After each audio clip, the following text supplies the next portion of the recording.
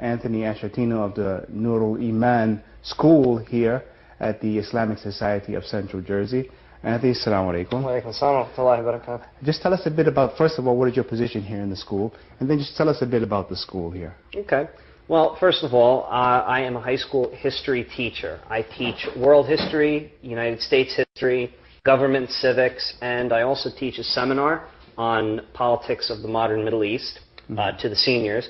As well as that, I'm also a school executive committee staff liaison, which is an elected position. The staff usually elects one of their own every single year. Right. I had the honor of doing it last year, and I will be the executive committee liaison until the new one is selected this upcoming year. So tell us a bit about the school. What are the numbers of students you have here? What are the grades you go up to? And I mean, are all the courses which are taught here fully accredited by the state? Sure. Well, we are a K through 12 school. We have multiple classes in essentially every class up until, I believe this year it's going to be up until 8th grade. We have approximately 435 students or so in the K through 12. That number might be off by a little just because we still have some people we don't know if they're coming in or if people aren't coming in for the fall semester. The curriculum of the school is actually comparable to almost any public high school that you have in the state.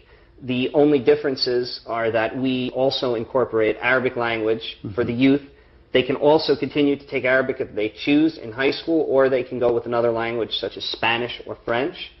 As well, we have Quranic studies and we have Islamic studies. And how many students are in the school? In the high school, there's about 48. And in the entire school, K through 12, is about 435.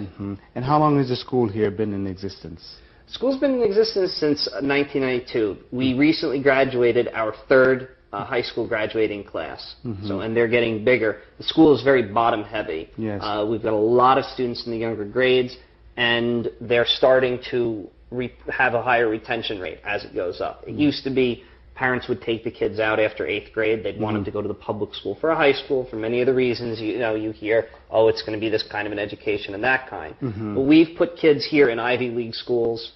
We've put kids in some of the top institutions around the area, and there's no reason now parents are realizing there is no reason to leave your kid, out of the school, not to allow them to continue on. Right, and alhamdulillah, we see the school has many facilities here. We're really impressed by the science lab here. We've been in many schools, and we haven't come across really as an extensive science lab as we have here. And I just want to ask you just to talk a bit, first of all, I want to talk about you yourself. How long have you been Muslim? I've been Muslim now for 11 years. Okay, and what's your story? How did you become Muslim? Well, it's funny. If you see on the outside of the masjid here, it stands out. A lot of masjids in America are essentially converted, warehouses or converted office complexes. Okay? But this particular building was actually constructed with the idea of being a mosque. Hence, we have a dome outside, we have a minaret. And when I was driving, I'm one of these people with an insatiable appetite, curiosity. Okay? I always have to know more and more and more. When I was driving down a few times, I noticed off to the right, I said, there's this building with a dome and a minaret. And I said, I think that's one of those Islamic places. So I was in high school, so, one day without telling my parents, I said, you know what, I'm just going to, drive off. Make the long story short, I came in, the imam was in, and I came up to him and I said, look, I apologize if I'm, violating any etiquette here. I said, I took my shoes off where it said, please take your shoes off. I said, but I'm just curious about the religion. I'm curious about, this and that. I said, I don't want to convert. I said, don't convert me. But I said, and the imam was like, that's no problem at all. Why don't you come? They were about to pray Maghrib. He said, just observe the prayer and talk to a couple of people. I said, that's fine. And over the course of, I'd say, about the next 6 months, my journey to Islam essentially was completed. And then I finally took Shahada. And when you took Shahada, and you informed your family you were becoming Muslim, what was their reaction to that? It was very bad. Okay. Well, I shouldn't say very bad. There are families I know that were a lot worse than mine. Yes. My mother was convinced I joined a cult. I found books around the house, what to do when you think your child has joined a cult. I have a cousin who's a born-again Christian. Yes. Were you Christian also before? Yes. I was Roman Catholic. My family is Roman Catholic. Yes. Everyone else in the family to this day is Roman Catholic. But I had a cousin who was a born-again Christian, and she was telling my mother that, your son will be burning in hell now that he's worshiping the devil, and these people do this, and these people do that. Mm-hmm. And in the beginning, it was a very difficult time trying to explain things because I didn't know enough, to really be able to defend it. But alhamdulillah, my mother, before I got married, the last year before I got married, I was living in my house. My mother actually left this is going back, a little ways. She left a little postcard on my bed right before Ramadan that said Happy Ramadan. Mm-hmm. So you see that it's really come about to the fact that now my mother and my father actually will defend Muslims when people make comments. And you think it's not about as much as what you said, is about they're just observing you and the way you carry yourself and your behavior? I'd like to think that. I'm not trying to say that my behavior has always been, we all, make our mistakes. I constantly tell my parents, don't try and base Islam on me, Base Islam on what you read into it. I can show you stuff, don't, because I'm human. Right. I screw up, okay, more than I would like to. But I think that they recognize there are a lot of very positive things, that have come out of this with me. Mm-hmm. A lot more positive than any kind of negative stuff. Right. Anthony, now just to tie it all together, now as a Muslim and an educator, can you just talk a bit about the importance of people realizing the seriousness of putting your children into Muslim schools, especially here in America? Absolutely. Well, I think that it's very critical.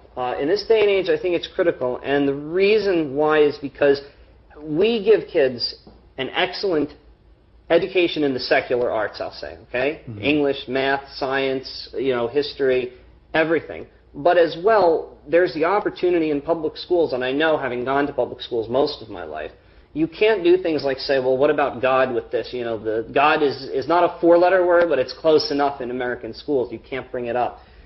In an Islamic school, you can integrate that. I can integrate Islam into my lessons. I can talk about the way that different things happen in different parts of the world, for example. Mm-hmm. And I just think it's very important because a lot of kids that are outside today, they don't, as I know that, many other educators have said, the kids today, they're into a lot of stuff that kids ought not to be. Yes. And there's a lot of pressure. You don't want to be the outcast, okay? Now, it's better in some schools where there are more Muslim kids in some public schools and they can create a little bit of a community. But there's still overwhelming pressure. Let's go to this party. Let's go do this. Hey, why don't you smoke this? Why don't you drink this? At the Islamic school, the essence is that by constantly reinforcing the deen on a 24-hour basis, the kids actually get Brother Anthony, let me just ask you one more question. Sure. We find in some of the Muslim schools that people who are not Muslim prefer to put their children in the Muslim schools. Do you have that situation here some also? We have had, to my knowledge, I've only been with the school for 2 years, but to my knowledge, we have had a couple of kids in the past who have been non-Muslim kids have come to the school.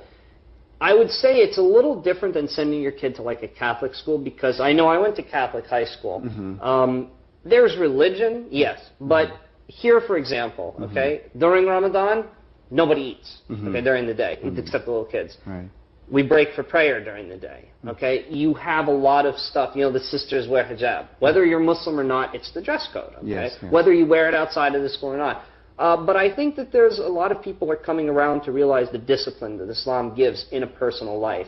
And for teenagers, an era where you're really like in that rebellious mode and everything, it gives the kids an opportunity to really focus themselves. And so I think the parents are starting to realize that. And for your school, what is the future plans for your school here?